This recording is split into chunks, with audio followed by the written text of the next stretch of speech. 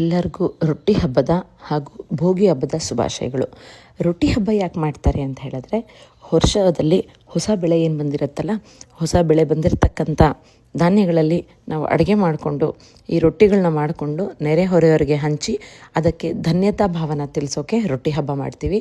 ಅದೇ ರೀತಿ ಭೋಗಿ ಅಂತ ಹೇಳಿದ್ರೆ ನಮ್ಮ ಹಳೆಯದನ್ನೆಲ್ಲ ಅವಶ್ಯಕತೆ ಇರಲಾರ್ದದನ್ನೆಲ್ಲ ತೆಗೆದು ಒಳ್ಳೆಯ ಜೀವನ ನಡೆಸ್ಕೊಂಡು ಹೋಗೋದೇ ಭೋಗಿ ಅಂತ ಹೇಳ್ತೀವಿ. ಸೊ ನಮ್ಮ ಉತ್ತರ ಕರ್ನಾಟಕದಲ್ಲಿ ರೊಟ್ಟಿ ಹಬ್ಬ ಮಾಡೋದೇ ರೂಢಿಯಲ್ಲಿದೆ. ಹಾಗಾಗಿ ಇವತ್ತು ನಾನು ನನ್ನ ಮನೆಯಲ್ಲಿ ರೊಟ್ಟಿ ಹಬ್ಬ ಮಾಡ್ತಾಯಿದ್ದೀನಿ.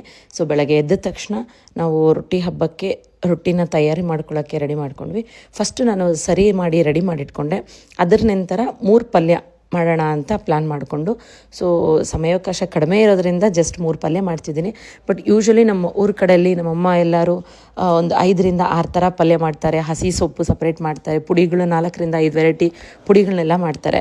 ಸೊ ನಾನಿವತ್ತು ಜಸ್ಟ್ ರೊಟ್ಟಿ ಮತ್ತು 3 ಥರದ ಪಲ್ಯ, ಶೇಂಗಾ ಪುಡಿ ಮತ್ತು ಎಳ್ಳಿನ ಪುಡಿ ಮಾತ್ರ ಮಾಡ್ತಾಯಿದ್ದೀನಿ. ಸೊ ಫಸ್ಟು ರೊಟ್ಟಿಗೆ ಸರಿ ಮಾಡಿಟ್ಕೊಂಡೆ. ನೆಕ್ಸ್ಟು ಮೆಣಸಿನ್ಕಾಯಿ ಎಣ್ಗಾಯಿ ಮಾಡೋಕ್ಕೆ ಮೆಣಸಿನ್ಕಾಯಿ ಕೂಡ ತಯಾರಿ ಮಾಡಿಟ್ಕೊಂಡೆ. ಇನ್ನೊಂದು ಗಟ್ಟಿ ಸೊಪ್ಪು, ಗಟ್ಟಿಯಾಗಿರ್ತಕ್ಕಂಥ ಸಾಂಬಾರು ಅಂತ ಹೇಳ್ಬೋದು. ಅದಕ್ಕೆ ಸೊಪ್ಪು, ಬೇಳೆ, ಸ್ವಲ್ಪ ಅಕ್ಕಿ ಎಲ್ಲ ಹಾಕ್ಬಿಟ್ಟು ಗಟ್ಟಿ ಸೊಪ್ಪು ಅಂತ ಮಾಡ್ತೀವಿ. ಅದರ ಜೊತೆಗೆ ಹೆಸರು ಕಾಳು ನಾನು ಮೊಳಕೆ ಕಟ್ಟಿ ಇಟ್ಕೊಂಡಿದ್ದೆ. ಅದು ತುಂಬ ಚೆನ್ನಾಗಿ ಮೊಳಕೆ ಬಂದಿದೆ. ಮೊಳಕೆ ಕಟ್ಟಿರ್ತಕ್ಕಂಥ ಹೆಸರು ಕಾಳು ಪಲ್ಯ ಕೂಡ ನಾನು ಮಾಡ್ತಾಯಿದ್ದೀನಿ. ಸೊ ಈ 3 ಪಲ್ಯನೂ ರೆಡಿ ಆಗ್ತಾಯಿದೆ. ಫಸ್ಟಲ್ಲಿ ಗಟ್ಟಿ ಸೊಪ್ಪನ್ನ ನಾನು ಕುಕ್ಕರಲ್ಲಿ ಕೂಗಿಸ್ಕೊಂಡು ಅದು ವಿಸಿಲ್ ಬಿಡೋಕ್ಕೆ ಕಾಯ್ತಾ ಇದ್ದೀನಿ. ಸೊ ನೆಕ್ಸ್ಟು ಒಂದು ಕಡೆ ಎಣ್ಗಾಯಿದು ಕೂಡ ರೆಡಿ ಆಗ್ತಾಯಿದೆ. ಇನ್ನೊಂದು ಕಡೆ ಮೊಳಕೆ ಕಟ್ಟಿದ್ದು ಹೆಸರು ಕಾಳು ಕೂಡ ಅದ್ರ ಪಲ್ಯನೂ ರೆಡಿ ಮಾಡ್ತಾಯಿದ್ದೀನಿ. ಸೊ ನೆಕ್ಸ್ಟು ಈ ಕುಕ್ಕರಲ್ಲಿರ್ತಕ್ಕಂಥ ಗಟ್ಟಿ ಸೊಪ್ಪನ್ನು ತೆಗೆದುಬಿಟ್ಟು ಅದನ್ನು ಸ್ವಲ್ಪ ಮಸಿಬೇಕು. ಸೊಪ್ಪು, ಟೊಮ್ಯಾಟೊ ಎಲ್ಲ ಚೆನ್ನಾಗಿ ಬೆಂದಿರುತ್ತಲ್ವ, ಅದನ್ನು ಚೆನ್ನಾಗಿ ಮಸ್ಕೊಂಡು ಇದನ್ನು ಮಾಡಿ ಇವಾಗ ಅದನ್ನು ಎಣ್ಣೆಯಲ್ಲಿ ಒಗ್ಗರಣೆ ಕೊಡ್ತಾ ಇದ್ದೀನಿ ಗಟ್ಟಿ ಸೊಪ್ಪಿಗೆ.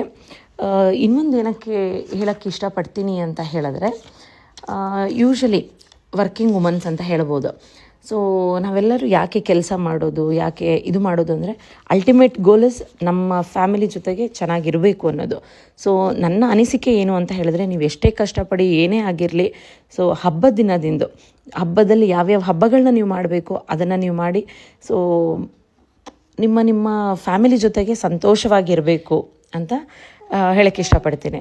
ಸೊ ಇವಾಗ ನಾನು ಜಿಗುಟೇನಾಗಿತ್ತಲ್ವ ಸರಿ, ಜೋಳದ್ದು ಸರಿ, ಅದನ್ನು ಚೆನ್ನಾಗಿ ನಾದ್ಕೊಂಡು ರೊಟ್ಟಿಗೆ ರೆಡಿ ಮಾಡ್ತಾಯಿದ್ದೀನಿ. ಸೊ ನಮ್ಮ ತಾಯಿ ಹೇಳ್ತಾಯಿದ್ರು, ಜೋಳದ ಹಿಟ್ಟು ನಾವು ಆ ಸರಿನ ಎಷ್ಟು ಚೆನ್ನಾಗಿ ನಾದ್ಕೋತೀವೋ ಅಷ್ಟು ಚೆನ್ನಾಗಿ ರೊಟ್ಟಿ ಬರುತ್ತೆ ಅಂತ ಹೇಳ್ತಾಯಿದ್ರು. ಸೊ ಅದೇ ರೀತಿ ನಮ್ಮ ಜೀವನದಲ್ಲೂ ಕೂಡ ಎಷ್ಟು ಚೆನ್ನಾಗಿ ನಾವು ಎಲ್ಲ ಕ್ಷಣಗಳನ್ನ, ಎಲ್ಲ ಸಂದರ್ಭಗಳನ್ನ ನಿವಾರಣೆ ಮಾಡ್ಕೋತಾ ಹೋಗ್ತೀವೋ ಅಷ್ಟು ಸರಾಸರಿಯಾಗಿ ನಮ್ಮ ಜೀವನ ಸಾಗುತ್ತೆ ಅಂತಲೂ ಹೇಳಬಹುದು. ಸೊ ಇದ್ರ ಜೊತೆಗೆ ಈಗ ರೊಟ್ಟಿ ಹಬ್ಬ ಆಗಿರೋದ್ರಿಂದ ರೊಟ್ಟಿಗೆ ನಾನು ಚಿಲ್ಲಿ ಫ್ಲೇಕ್ಸು ಮತ್ತು ಎಳ್ಳನ್ನು ಹಾಕ್ತಾಯಿದ್ದೀನಿ.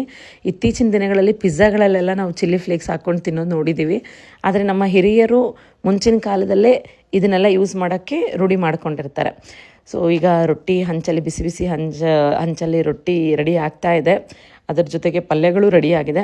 ನನ್ನ ಮಗಳಿಗೆ ಸ್ಕೂಲಿಗೆ ಟೈಮ್ ಆಗಿರೋದ್ರಿಂದ ಬೇಗ ಮಾಡಿ ನನ್ನ ಮಗಳು, ನನ್ನ ಗಂಡ, ನನ್ನ ಅತ್ತೆ, ನನ್ನ ಇನ್ನೊಬ್ಬ ಮಗಳು ಇವರೆಲ್ಲರೂ ತಿನ್ನೋದನ್ನು ನೋಡಿ ಅವ್ರ ಮುಖದಲ್ಲಿ ಬರ್ತಂಥ ನಗು ಇದೆಯಲ್ಲ, ಅಷ್ಟೇ ಸಾಕು, ಅದೇ ಸಾರ್ಥಕತೆ.